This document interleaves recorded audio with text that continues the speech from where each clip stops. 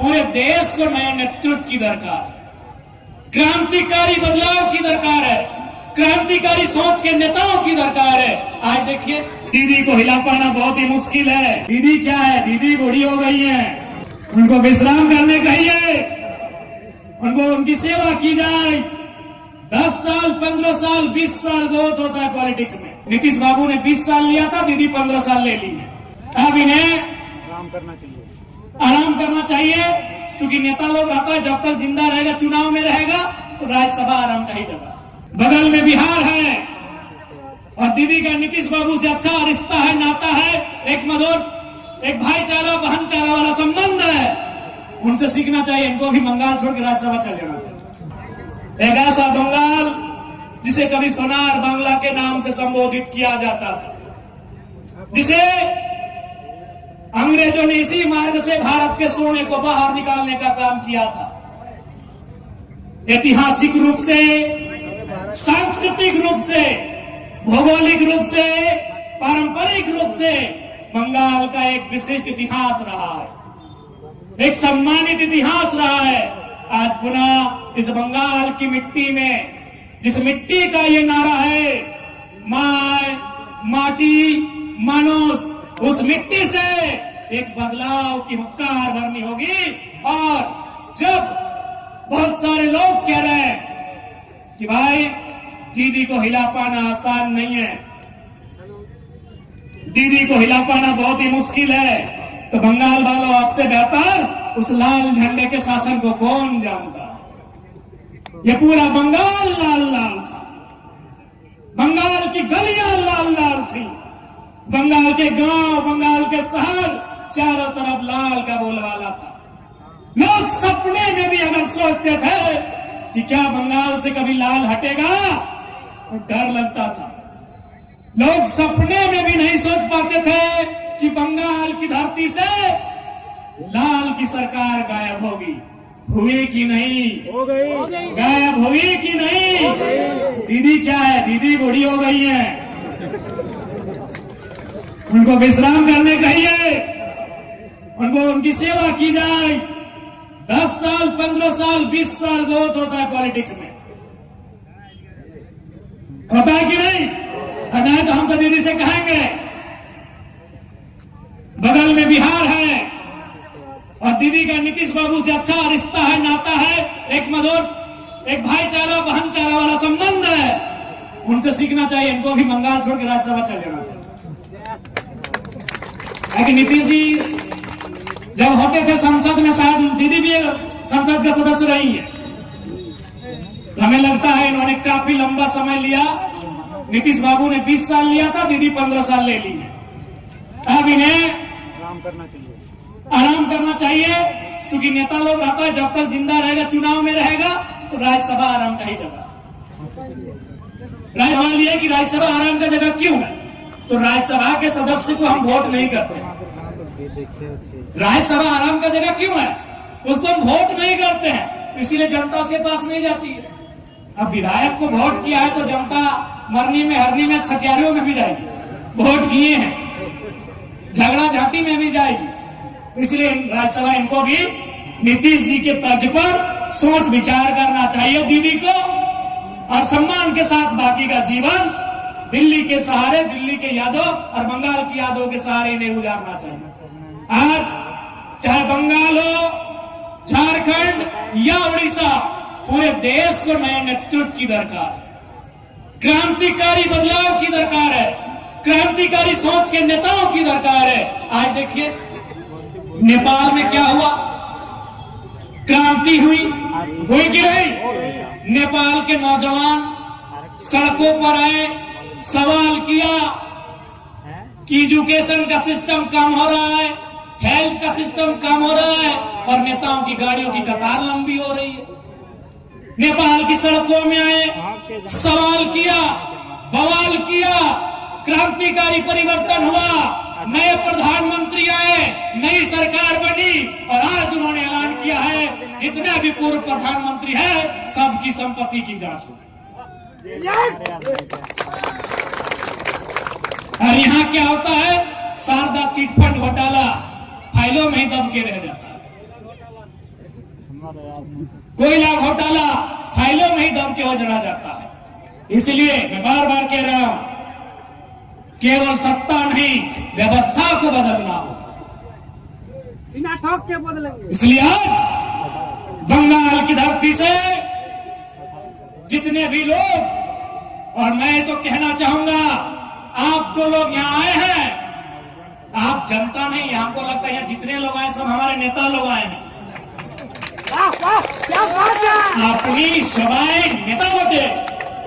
अब बताइए, आप सब नेता लोग यहाँ आए हैं, एक नेता अगर 10, 20, 30, 40 वोट दिला दे तो दिव्य ज्योति भाई तो विधानसभा ऐसे पहुंच जाए। 60 वोट देंगे आप। यहाँ जनता थोड़ी आए, अपनी सभा लीडर वोटे। यहाँ जितने लोग आए हैं, हम किसी को जनता और समर्थक थोड़ी मान रहे हैं, आप सभी नेता हैं।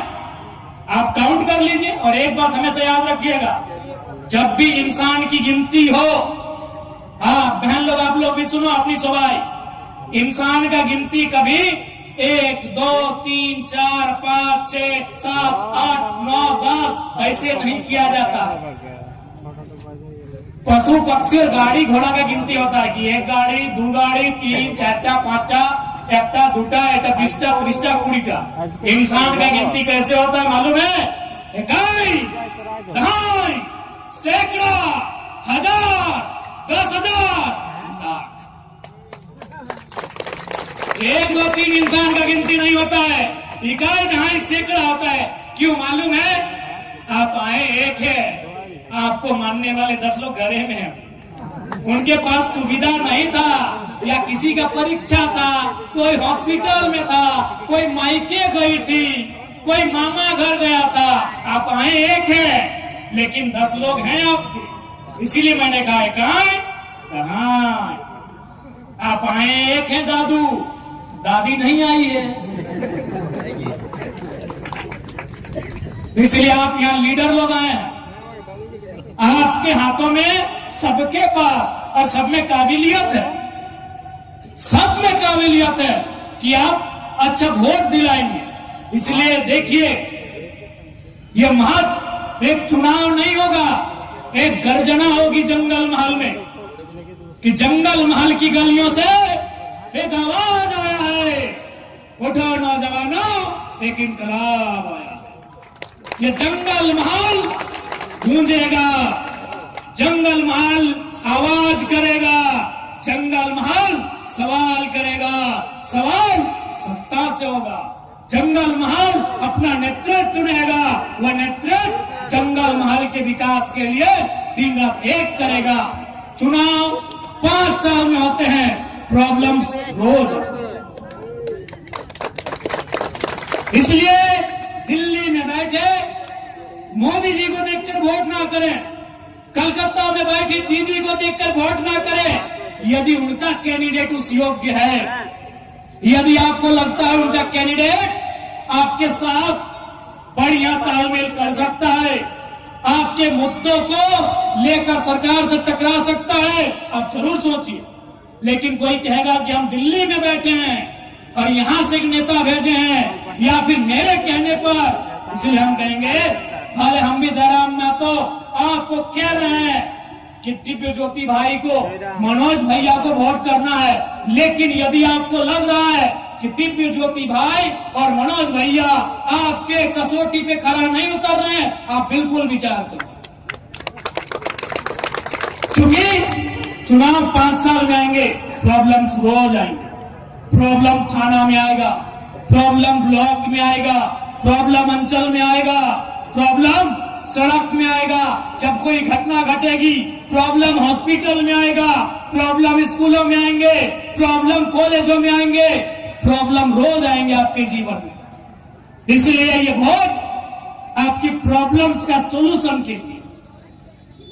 मैं मानता हूं कि जिसे आप वोट करेंगे वो रातों रात सब कुछ ठीक नहीं करेगा, लेकिन आपके लिए खड़ा होगा आपकी मुसीबत के समय, आपके जरूरत के समय। इसलिए ये देख लीजिएगा जयपुर वासियों, बाघमुंडी के वासियों, कि आप जो वोट करने जा रहे हैं वो चुनाव के साथ साथ उसको करेंगे जो आपके प्रॉब्लम्स में खड़ा है,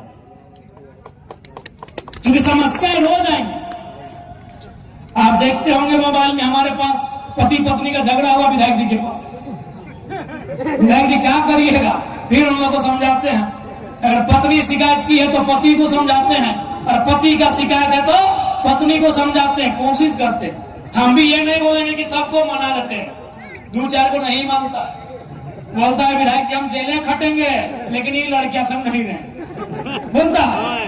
तो दूसरी लड़की भी बोलती है विधायक जी हम अकेले रह लेंगे लेकिन एक संग नहीं रहे।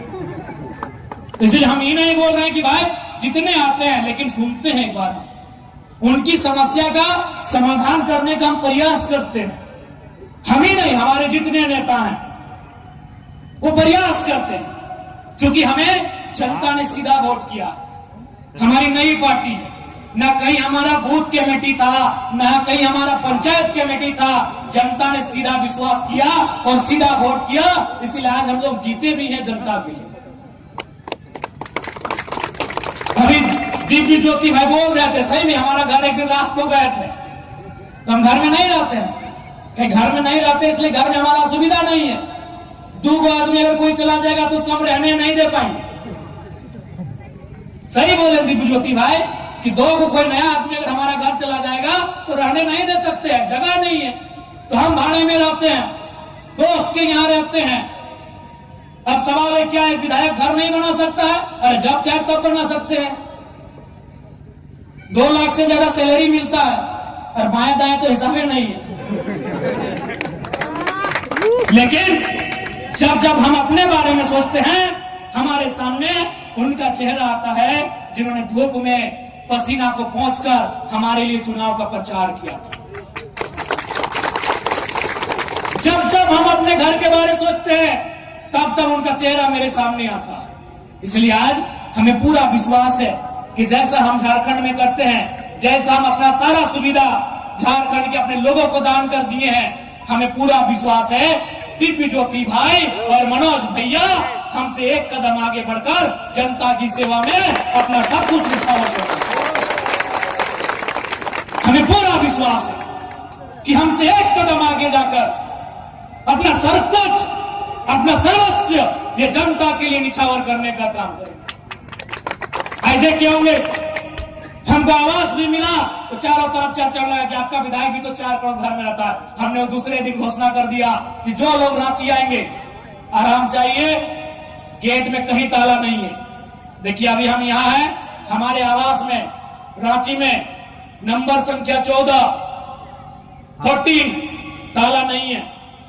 आप जाइएगा, ऐसे घुसाइएगा, उसको घुमाइएगा, मेन गेट खुल जाएगा, सीधा जाइएगा, 2 रूम खुला है, आप आराम से उसको घुमाइएगा, ऐसे वो भी खुल जाएगा।